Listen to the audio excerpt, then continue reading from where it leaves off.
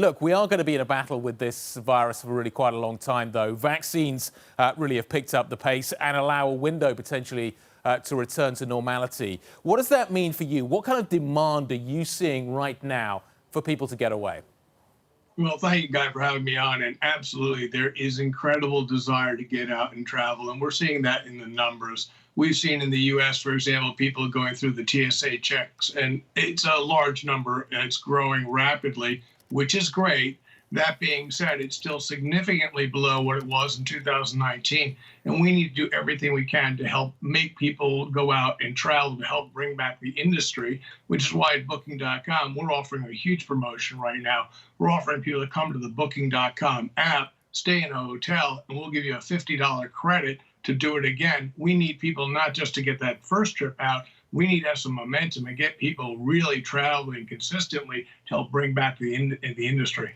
So, my conversation yesterday with Dr. Jansen, when this is going to be here for a very, very long time and boosters are going to be sort of part of how we manage it.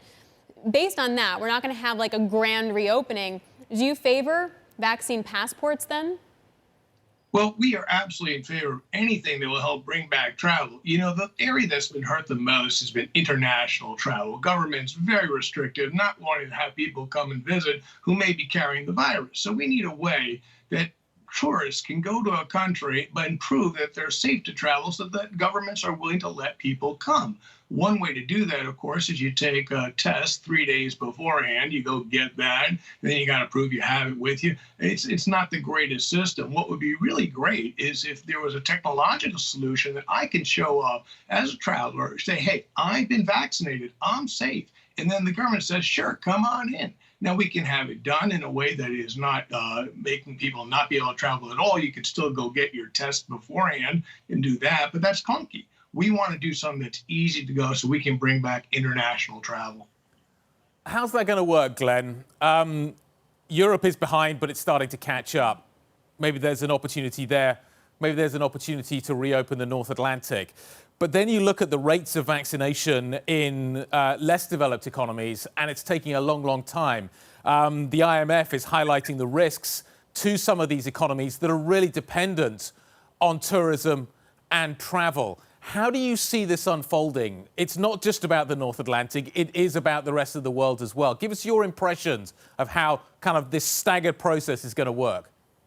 No, it's very difficult, of course, because there are so many areas in the world where the vaccination rollouts are very limited, very slow, and a shortage of supply. It's a problem because until a large percentage of the people are safe throughout the world, we're going to have this issue, which was just mentioned earlier by you, of the idea that there are mutants that are coming out because there's replication in people. So we really need to have a worldwide program to get this stuff out as fast as possible. You know, the world is only as safe as everybody is vaccinated, and we need our better developed countries to provide the assistance and the supplies and with the money that is necessary to help our other parts of the world. So give us some insight then in the shorter term about what summer looks like, because I mentioned earlier in my market check that the implied volatility for the VIX is actually higher in the summer, and I'm wondering just what that's trying to encapsulate. It seems like maybe it's a reopening question mark. What are you seeing for summer bookings?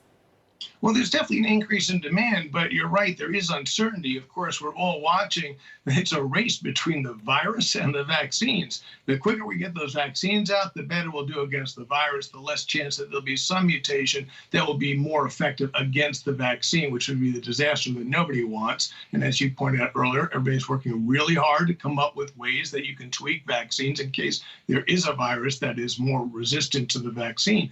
Look, we know that people want to travel badly. That's why we're offering people this incentive so they don't do it just once. We want people to come to that Booking.com app and do it again. That's what we need. In terms of how you are geared to Europe as well, Glenn. So I'm curious as to what you're seeing and what you're expecting from Europe. I just got an email from my colleague Maria Tadeo in Brussels saying she's seeing evidence of a real acceleration in the vaccination rates that we're starting to see in Europe. I talked to Michael O'Leary of Ryanair the other day. He expects to be flying 70% of his capacity pre-pandemic this summer. Do you think that's realistic? It's possible for sure, and it's going to be highly dependent on how fast these vaccines get rolled out. We all know Europe had a very bad start, and we know there have been problems in many of the countries. On the other hand, you look at the UK, great effort there. They're doing a great job. And Prime Minister Johnson talking about a potential opening in the middle of May, which could be really fantastic. Again, it's going to come down to how the governments feel in terms of safety. And is this a level of vaccination that will enable people to travel more freely? Or is there going to be concern that now we're not sure we want to open up the doors quite yet? And it's really just to depend on how fast do we get those vaccines out. Before we let you go, Glenn, we want to ask you about the evolving conversation about taxes in D.C., a higher corporate tax. It seems like there's negotiation around 28% or lower, the global minimum tax, what we heard overnight, as well as how companies are taxed, so the burden wouldn't just fall on digital companies or tech companies. Your thoughts? Well, my thoughts are, look, everybody wants an equitable tax system. Everybody wants that everybody pays their fair share. The problem is that the system, the way it is right now, of course, is very unfair, and some companies are paying a lot more than others. So we do need some sense of fairness. The problem, of course, is this race to the bottom that Secretary Yellen talks about. It's definitely, we know that's true, but I'm not sure how easily she's going to be able to convince some of the countries that are getting the advantage of that are going to say, okay, never mind, we'll join in on this idea of getting rid of our advantage. I don't know how well that's going to work or not. I would love if there was an equitable system. I'd love it to be at a rate that will help promote development of new things, cash that we're allowed to use by our companies instead of the government, help make things great. It's one of the issues is, taxes are good, but on the other hand, it always hurts the companies in terms of developing new things, innovation. That's something I hope we don't hurt.